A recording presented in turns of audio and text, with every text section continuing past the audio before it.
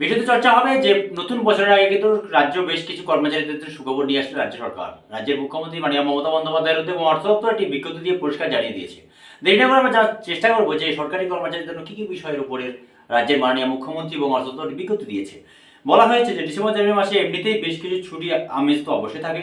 নববর্ষের আগে অনেকেই সপরিবারে ঘুরতে চলে যান। কেউ আবার জানুয়ারি মাসে বা কেউ আবার একই আবহে রাজ্য সরকারি কর্মীদের জন্য বড় ঘোষণা করলো রাজ্য সরকার। এবার থেকে রাজ্য সরকার সব শ্রেণীর কর্মীরা এলটিসিটি এবং এসটিসিটিতে ট্রেনে পরিষেবা ভ্রমণের এসি কোচে ভাড়া পাবেন। যে সকল রাজ্য সরকারি কর্মচারীরা মূল বেতন 50,000 টাকার কম, তাদের এসি 3 টিয়ারে সফর করার ভাড়া প্রদান করা হবে।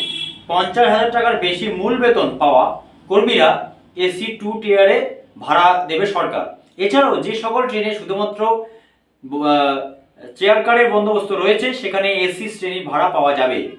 এখানে শেষ নয়, এলটিসির নয়া নিয়ম অনুসারে জাহাজে করে আন্দামান অথবা লাক্ষাদ্বীপ গেলেও ভালো সুবিধা পাবে রাজ্যের সরকারি কর্মচারীরা। এক্ষেত্রে 50,000 টাকার বেশি মূল বেতন পাওয়া কর্মীরা এ শ্রেণীর ক্যাবিনেটের ভাড়া পাবেন। অন্যদিকে এর চেয়ে কম বেতন পাওয়া কর্মীদের বি শ্রেণীর ক্যাবিনেট ভাড়া দেওয়া হবে।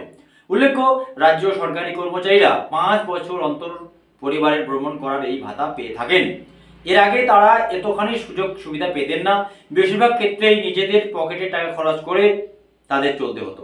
একটি সর্বভারতীয় সম্বন্ধে সরকারি সূত্রে খবর দাবি করা হয়েছে এলসিটি কিংবা এসটিসিতে গ্রুপ সি এবং গ্রুপ ডি কর্মচারীদের একাংশের স্লিপার ক্লাসের ভাড়া প্রদান করা হতো। তবে এবার রাজ্য সরকার প্রত্যেক কর্মীকে এসি কোচের ভাড়া দেওয়ার বন্দোবস্ত করছে। নতুন বছরের আগে কিন্তু বিরাট সিদ্ধান্ত এ রাজ্যের মুখ্যমন্ত্রীর। আজ এ পর্যন্ত।